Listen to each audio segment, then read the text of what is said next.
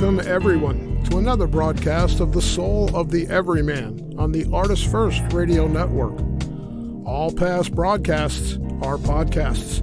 Find them at ArtistFirst.com. We welcome your questions and comments. Please use DJ at ArtistFirst.com. Now, here they are, Michael and Margaret Lyons.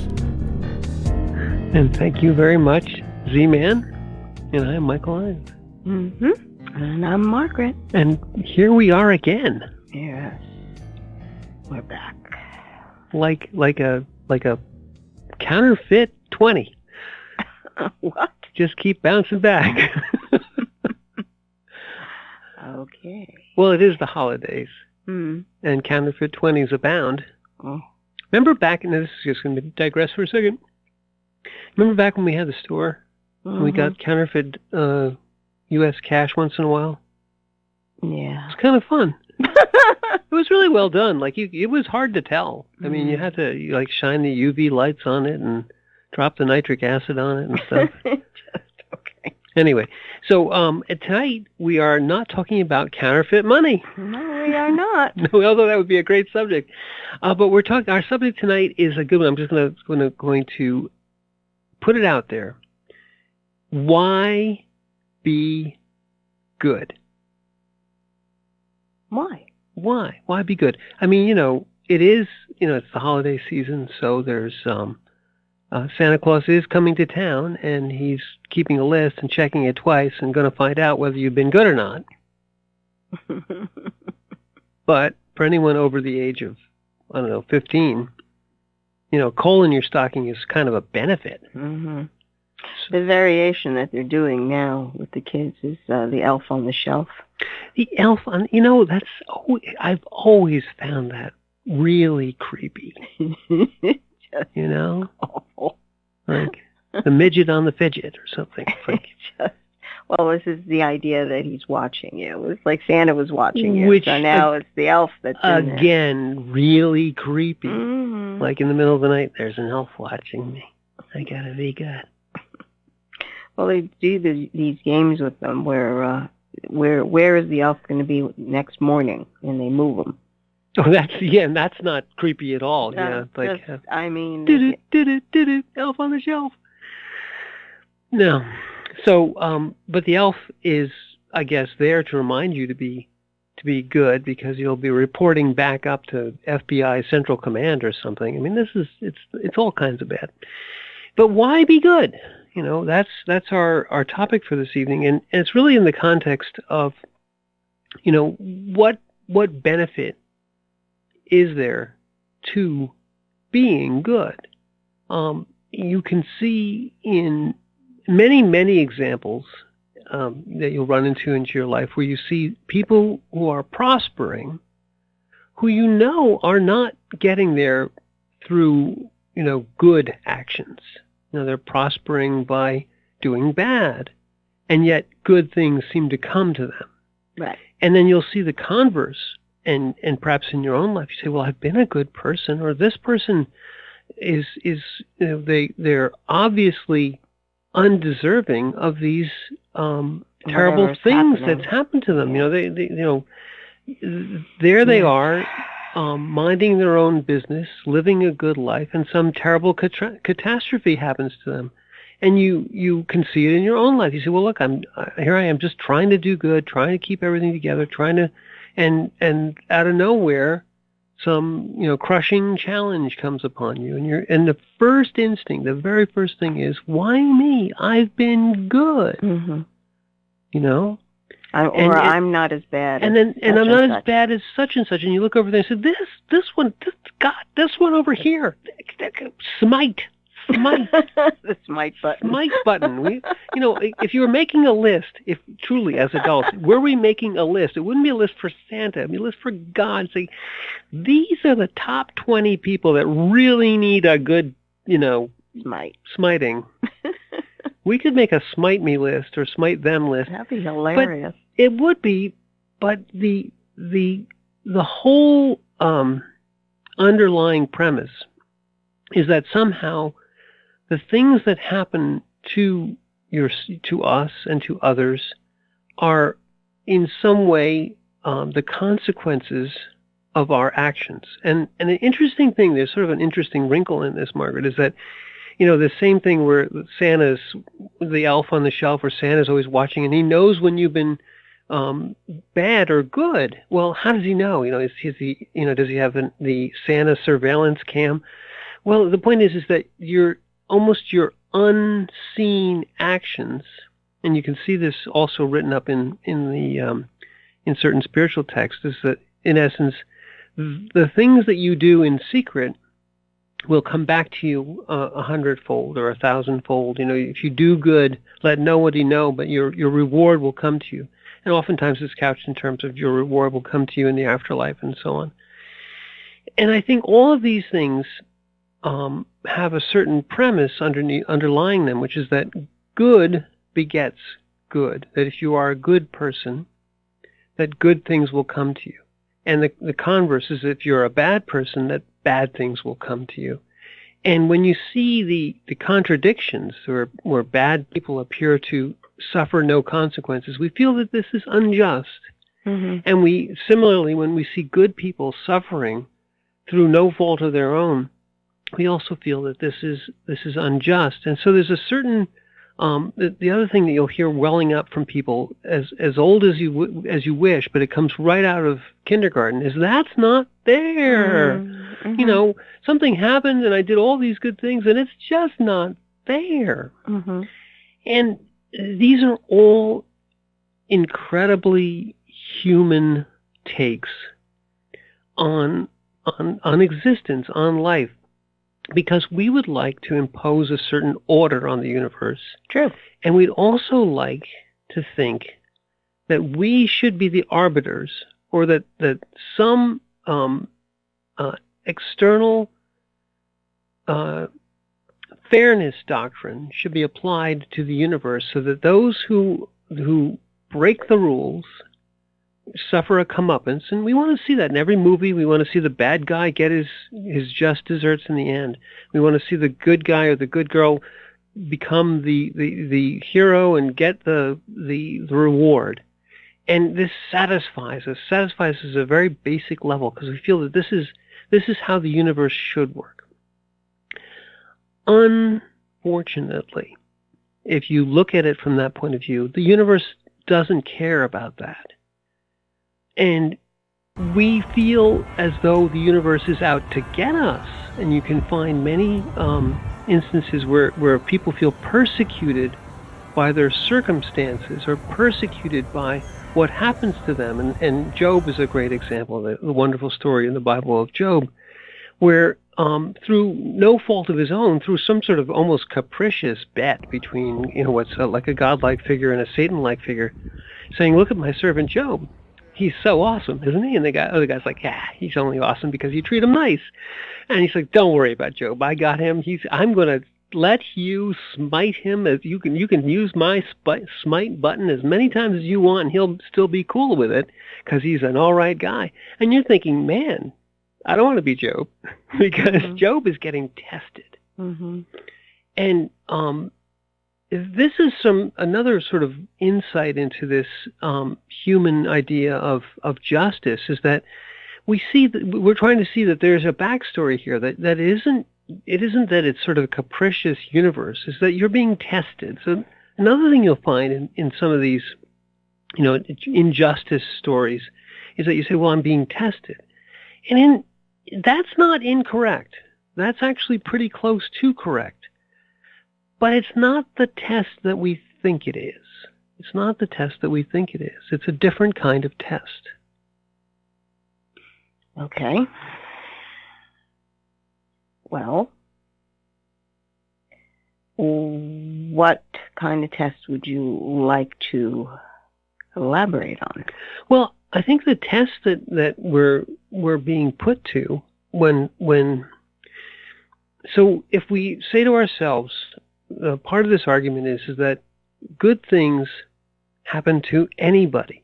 Nobody is special, even though we would like us to be special and them to not be special. So that comes into ego. The ego talks about the other and us. We're right and good and wonderful and true, and the other people are bad and evil and they deserve their punishments and we deserve the rewards. Well, if you take that part out of the story and say that none of us are special, or really we are all incredibly unique and special, but none of us are more special than any others, that our actions are important. They are important for our story. They're important for whether we're following our heart path or not. And it's very important what you do in the moment of now. Extremely, in fact, it's perhaps the most important thing ever, is what you do in the moment of now. But what we conflate or confuse with that is that when bad things happen, we are being tested, but it's not the test of, this injustice is something that you have to suffer, and then your response to it will accrue you some sort of benefit, and it'll all get made better in the end. The test is when you realize that anything can happen to anybody, anything good or anything bad, understanding that in the moment of now, when it looks like you're being picked on by the universe, you have to accept it, and Tolle says this, as though you had chosen it.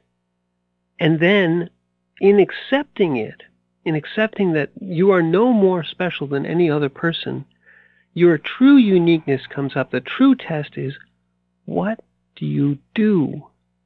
What do you decide? What do you choose? Do you choose joy in the face of incredible hardship and challenge? Do you choose to be and live anyway, and choose the hard path anyway, which may be the hard path, but the heart path, the true I'm exactly where I need to be in this moment of now, that's the test. Mm-hmm. And you do accrue the benefits in your psyche, in your soul, in your being, in your eternity bank, which we've liked to say over the years. And your song, the story of you, your journey, accrues it's the sum total of all of those moments of now and the choices made and the heart path followed becomes your story. Those are the tests, and they're legion. They're in the smallest of things and the largest of things. But where people get confused, and what we're going to talk most about during this show, is the why be good. They don't know why they should be good, which means they also don't know why they shouldn't be bad. Mm-hmm. You know? Mm-hmm. And maybe I wanted to, I didn't want to be a monologue here, but that's what I think the test is. Well, yes, that is the foundational premise of karma.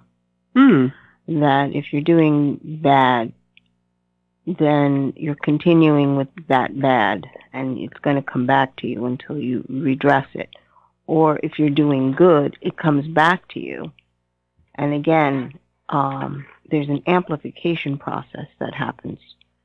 So if whatever you're putting out there is coming back to you magnified, and just that simple fact is something that most people miss. Understanding that you are the root cause of what is happening to you. Now, that's the premise of karma, all right? Coming here, if you acknowledge that you're here, you agreed to be here, to experience things, what things are, and relationships, especially relationships, and how that interplay goes on. But then you go to a definition of good. Exactly. And that's where things get a little tricky, because it all depends on what is driving your consciousness or perception.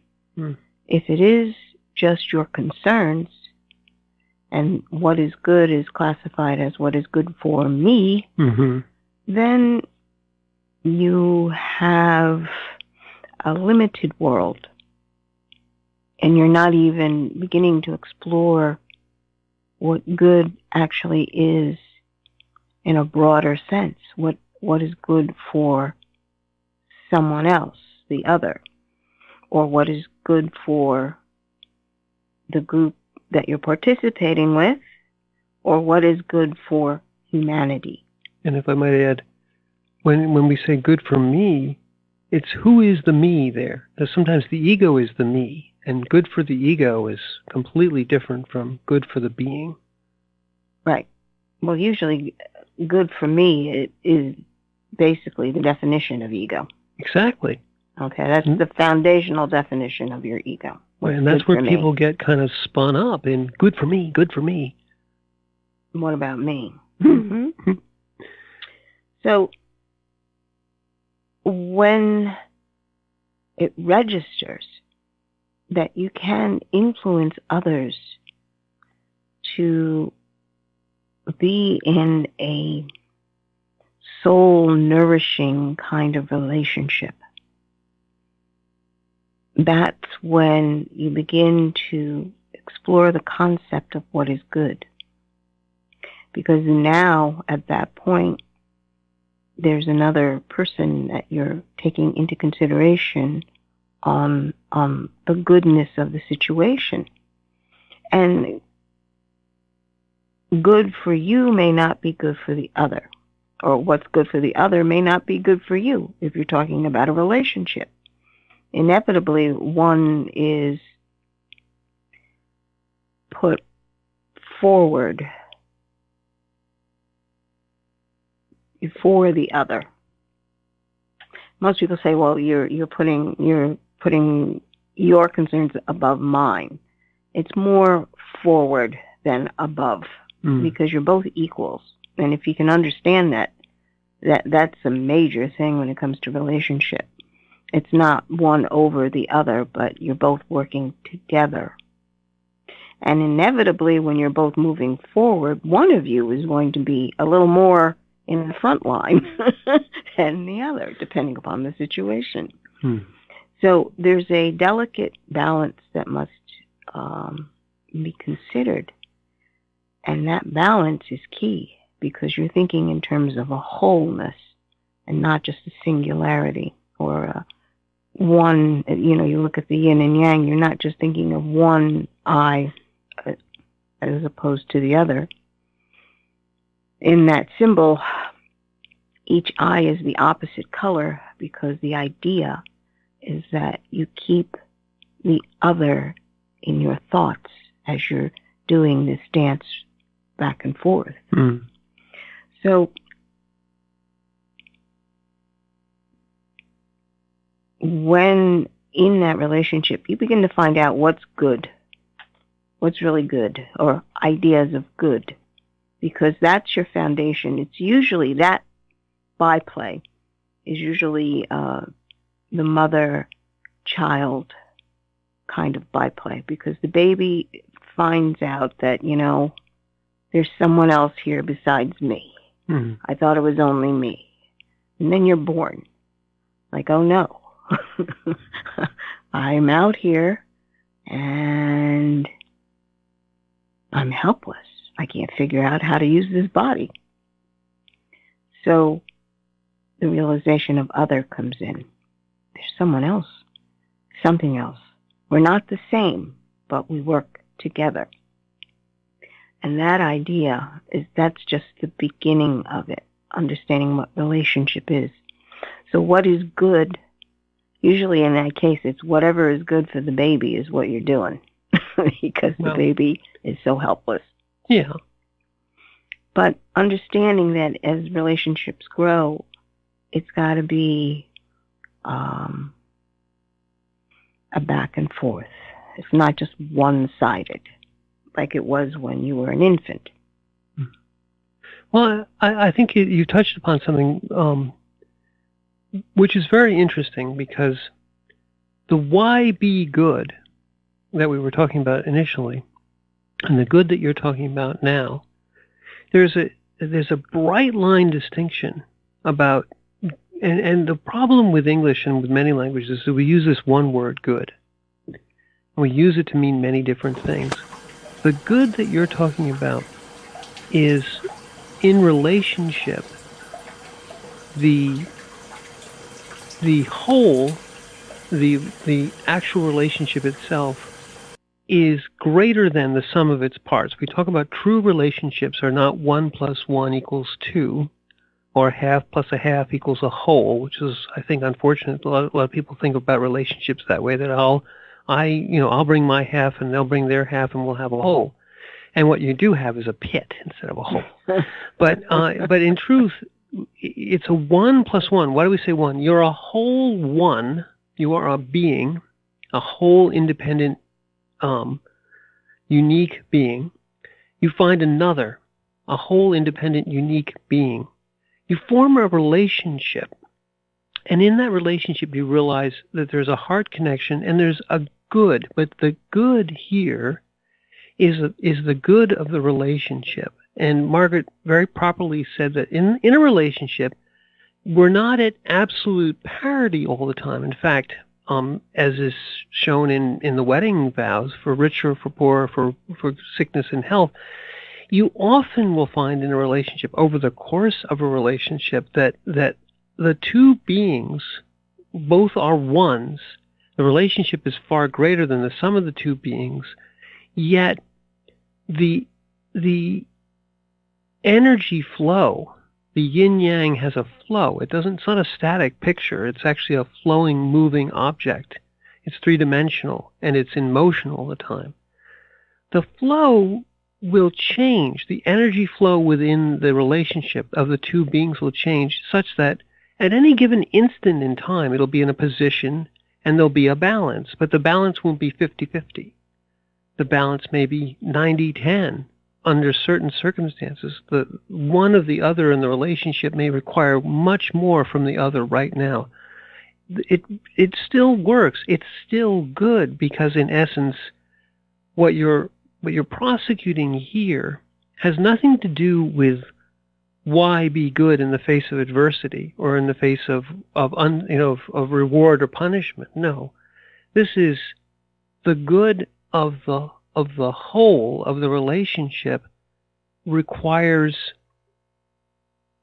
it can require unequal effort at any given instant in time, and in fact is essential to the actual functioning of the relationship. You trade back and forth, but it's not where, I did 3 things for you, so now you must do 3 things for me before I'll do another thing for you. It's not so static and so it's so numeric of a relationship. Relationships, because of their nature, are two independent beings in a larger relationship being, if you will. The relationship has its own physical presence. When you're in the presence of two people, let's say, who have a relationship, you're no longer in the presence of two beings. You are, but it's more than that. You're in the presence of their relationship. And in a true relationship, the actions of that being, the relationship being, are coordinated within. From the outside, it can look like one being. A relationship can look like one being if it's so tight.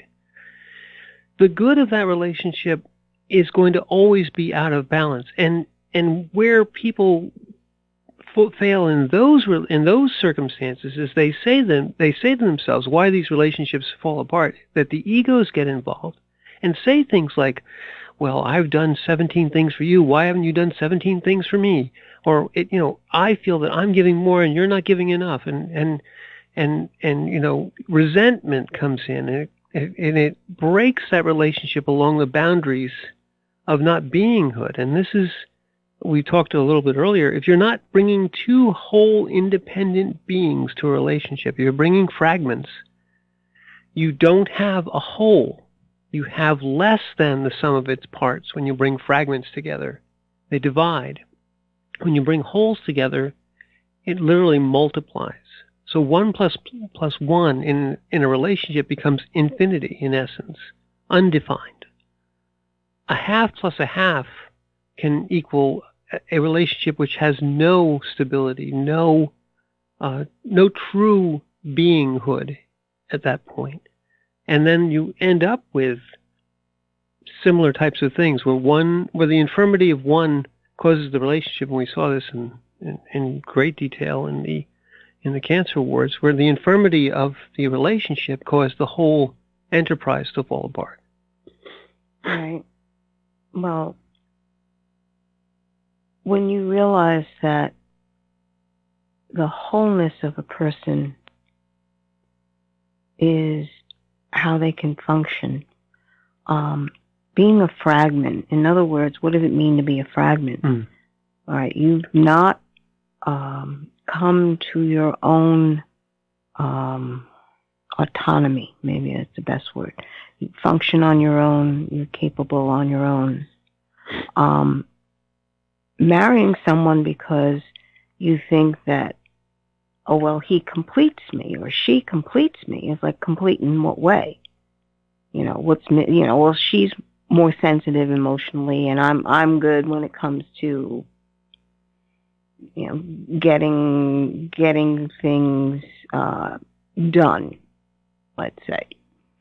Well, without the two of you working together, communicating what the intent is, you're going to miss it all. Yeah. Someone is going, well, I know how to do this, and you go and do this, and then the emotion is like, well, can I explain to you? No, yes, maybe. I don't get it. The communication is key in all of this. And I think that's the implication that most people miss when it comes to the yin and yang. The communication, which is the touch point, the places where the two of you are able to trade information, energy, life force, that's communication. It's not just words or, expectations. It's actually listening completely to understand what the other person is trying to say to you. And I believe Jordan Peterson was very good with this. It was that exercise he talked about, right? Yes, it was. I can't remember the name of the professor that had people do this. He's another researcher. But basically, when you are talking to one another, you're not allowed to really say anything until you can repeat what the other person has just said to you to their satisfaction. Right. That's the key. To their satisfaction. Right. And then, and only then, can you say your part, and then the other person is supposed to repeat to you what you said to your satisfaction. Right. So that is the basics of communication. I say this, and the other person's like, well, I heard you say this and this. And you're like, no, that's not exactly what I said. I meant it this way.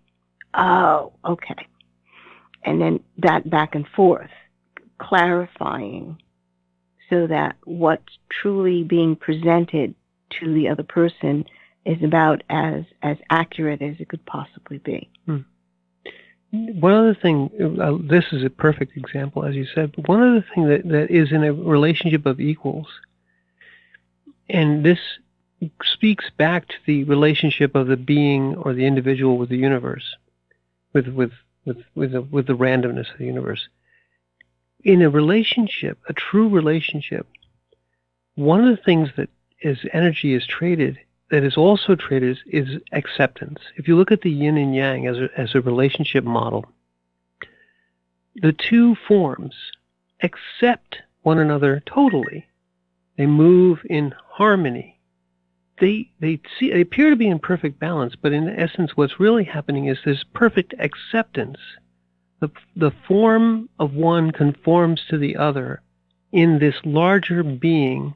So they're both beings. They both contain within each other a piece of the other in their mind, in their eyes, the eye of the form, and then the acceptance of one to the other. So this, in a true relationship of equals, you accept the inequality as a basic tenet, and you also accept that what forms and what energies and what communications flow back and forth in this universe, in this dream, the common dream, are flawed. You have within your mind, your beinghood, a consciousness, and then a variety of ways to trade energies and information with the other consciousness in the relationship. You must accept, a priori, you must accept as a basic tenet of the relationship that you cannot know without accepting, exactly what the other is trying to do or what they need. In accepting that you cannot fully give everything that you need to the other, nor can you accept and understand everything that they need from you, you balance that relationship by removing the expectations, the unreasonable expectations of ego. The good there is accepting in the moment of now that it is a flawed and imperfect relationship, and then saying, this is what we chose, this is where we are, exactly where we need to be, and then you dynamically work across that barrier, because the two beings still they're not one being, they're still two. As you work across that barrier, accepting that at any given moment in time, there's going to be an imbalance. In fact, at every moment in time, there's going to be some imbalance. But that's part of it. That is the relationship. And you can find that that is the ultimate good, if you will. It's not what's good for me or what's good for you. It's just the good of the whole, of the being, which is the relationship, accepts the variety of imbalances at any given time, which is very similar to the way you have to accept the complete unknown of what the universe will hand you, or the relationship, frankly. The relationship as a being gets handed the same sorts of things. Well, that experience allows for each person in that relationship to develop space. Exactly. Enough space to be able to see things. It gives you a much broader perspective. That's very key, Ma. And if you can embrace that, to understand that, okay, I can't see this right now. I need to change my position so that I can encompass what needs to be seen in that moment. It's just like with Peterson's exercise. You are acknowledging that you are seeing something you had not seen before, because perhaps the vocabulary was different. You used the word differently, or it was a mistake in terms of perspective. You're taking into account, maybe a different time period. Regardless, you're making space for the fact that, okay, I don't fully understand what you're saying. Let me expand this a bit more and create enough space to begin to see. I think that's such a key point, because in relationships, you increase the space that you have for the other, and they increase the space they have for you. And the perspective that one gains, the insight that one gains in the space provided for your being in the relationship is akin to the space that you give when you expand your consciousness such that the ego is no longer dominant. when you have a relationship with fragments, the ego is dominant in both cases, and there's no space at all. Everything has to be one for one, trade for trade, good for me, good for you. There's no space in that. That's the tightest little knocking about. Every elbow is flying into every side, and all of its conflict and all of its problems. And in a relationship of beings, of equals, of independence, as you accept, you expand it. It becomes vast, and you see the other, and they see you, and then you see yourself in them.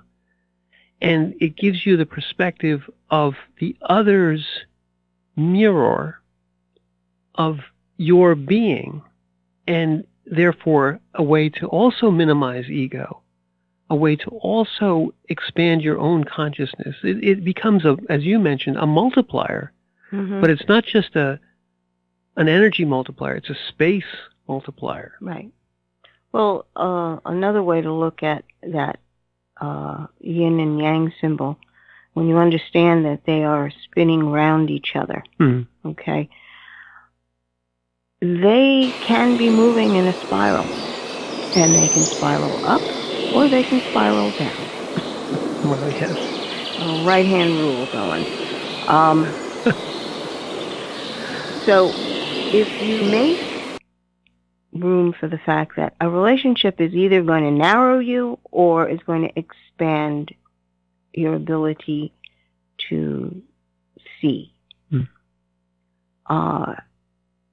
looking at your own relationships, you can actually classify them in that way. Did this narrow me, or was I able to expand, to handle and expand and maintain that balance point?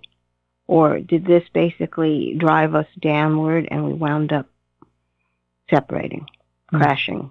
Crashing. You know what we should do? Although this is a wonderful discussion, we have taken no break. Oh. So let's go back, take a short break, go back to the studio. On the other side, we'll talk more about why we should be good, because we've been very, very bad.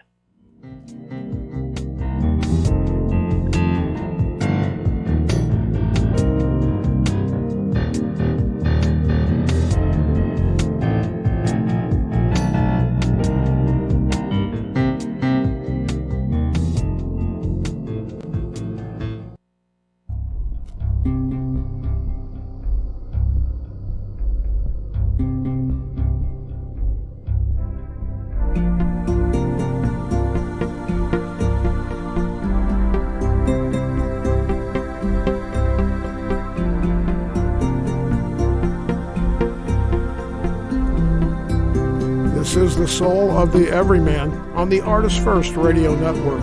Back to your hosts, Michael and Margaret Lyons. And thank you very much, Z-Man. And we were bad, but now we're good.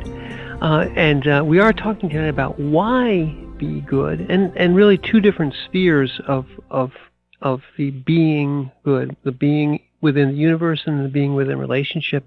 But what we haven't done, and what was not good, was we haven't read our quote. So maybe we'll start off with the quote, and then we'll continue trying to prosecute the good. Mm-hmm. All right.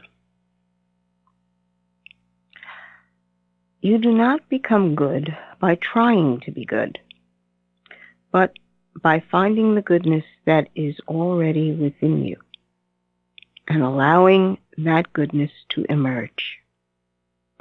But it can only emerge if something fundamental changes in your state of consciousness.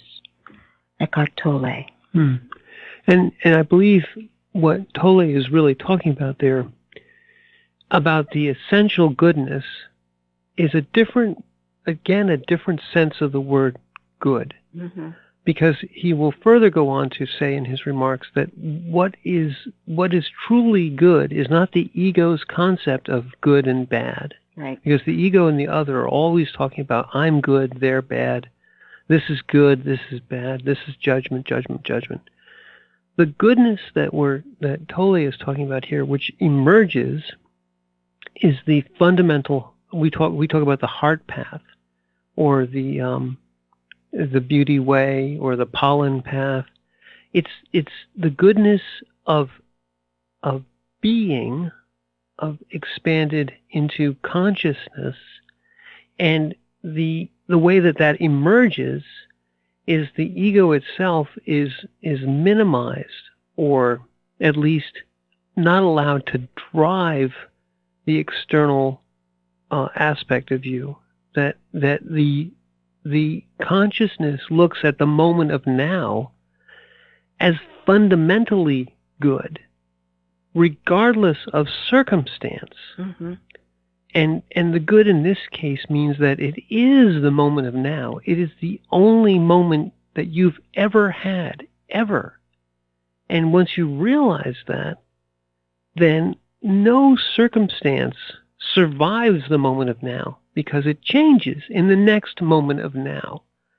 And all circumstance is merely a vehicle in which now occurs, and in which you have the ability to choose what is good by accepting the moment of now, being in it in full consciousness, whether you are an individual being or a relationship being, in the full moment of now, in full consciousness, accepting that, and then deciding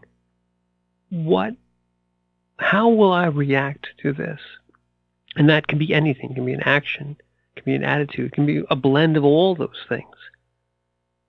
And will I choose in the heart path the joy of being in the moment of now? Because once you do that, all moments are joy. And joy is neither good nor bad. It just is. Mm-hmm. It is the joy of being. And people say, well, joy has got to be good. Joy is not good. It's not bad. It just is. Mm-hmm. Just like life. Just like life. And we wrote a little bit here as well, and you can see it on the website. But, good, people look on good as a reward and bad as a punishment. Neither one is true. But you always are in the good. If you go ahead. I was going to say, the reason why they think that good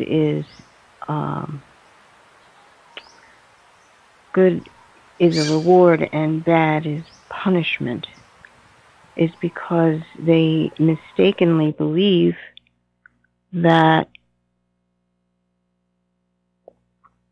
you can, well, how do I say this?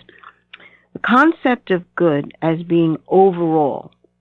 In other words, there is an overall good that you can judge by, all right? And being human, we believe that, well, we know what is good, so exactly. We can choose to judge on our own, in our own way. In our own limited ego way. And the truth of the matter is, the overall good is good regardless of us. Yeah. And that's where this idea that bad is a punishment. So if I'm bad, then the punishment's coming my way. It's like, no, you don't understand that.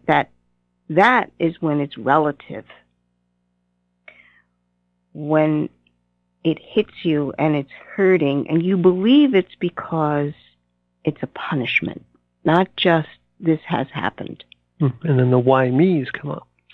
Well, that's it. What's really getting hit at that point is your concept of you.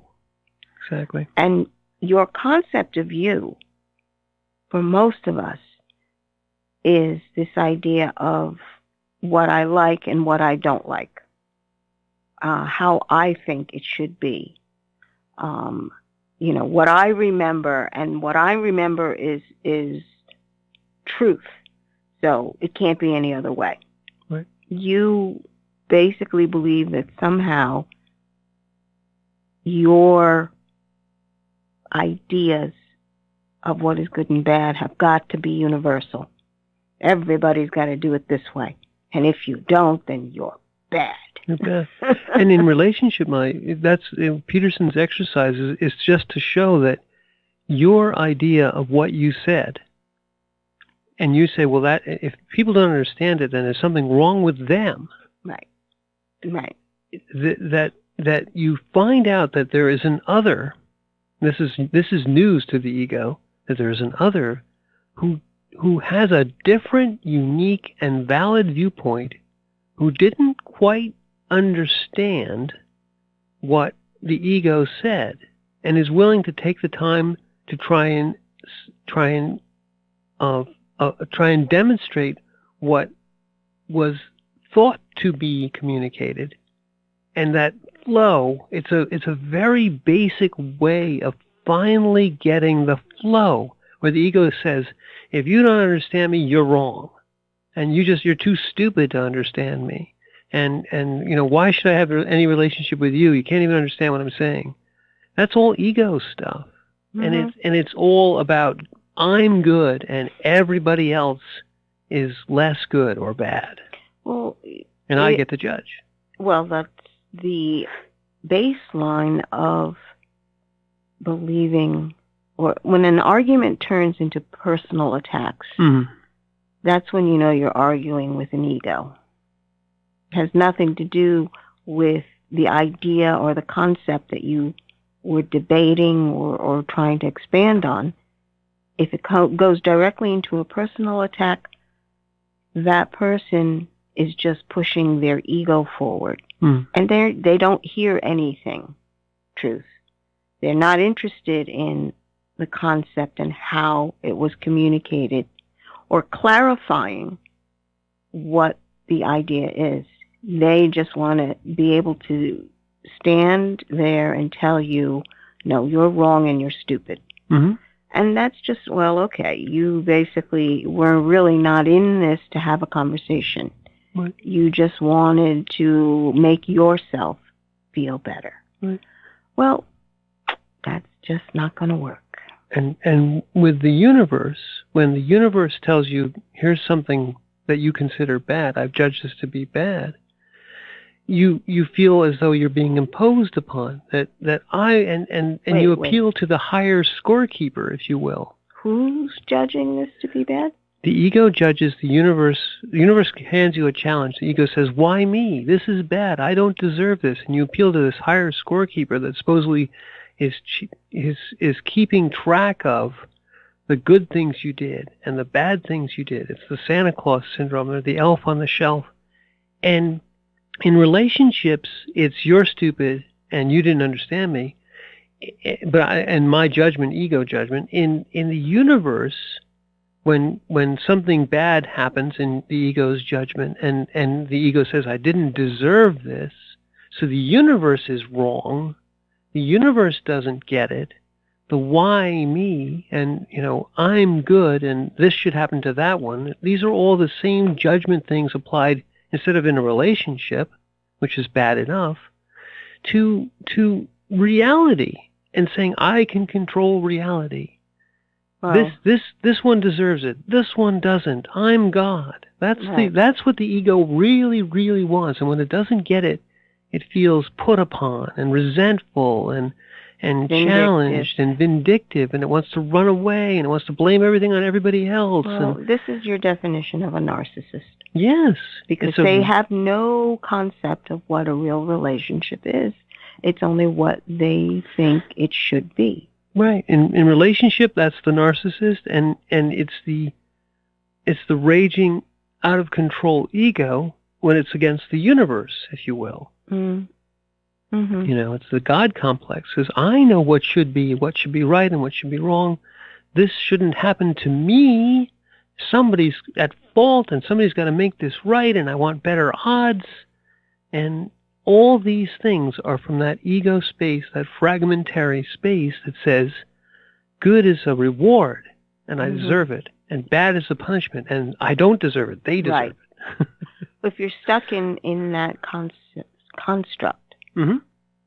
it should be a red flag to you that your ego is in charge. And it's airless in the same way that a relationship like this is airless. There's no space in that relationship with you and the universe. There's no space. You're just like, what are you doing to me, universe? The universe is an anthropomorphic dimension that's persecuting me. And that's the ego personalizing circumstance. Everything. And saying, rejecting circumstance and looking for something to blame and something to fix it and something to listen to me and something to care about me. And all of these things, you hear them as litany. It's a very unhappy space. There is no joy. Exactly right. There's no joy in the ego ever. It's always unhappy. Mm-hmm. I don't know of an ego that is joyful. They are constant. There's nothing worse than the ego existence, because you are constantly unhappy with the moment of now and constantly wishing to be anywhere else in the future or the past. And misery is not just your company, it is your existence in the ego. That's why it causes suffering. Well, it's constant suffering because you're causing this onto yourself, and you can't get away from you. I mean, really, you just can't. You're blaming other people and moving on to, say, another relationship, and then suddenly you've got the same kind of problem. What's the common denominator? Yeah, what is the common factor in all that? And it's you. The only way out. Go ahead. And it being you, that sinking in and accepting the fact that, okay, I've missed something. And I made me miserable. And that's a hard thing to admit, that it was your own personal choices that has created this for yourself. And at that point, you've got to reach outside of your ego and touch back into your spirit to be able to find the courage to choose a different path. I think those are the first steps towards why to be good. Right. And I believe we've reached the end of our hour. Good. Okay. And I'm Margaret. And I'm Michael. And thank you for listening.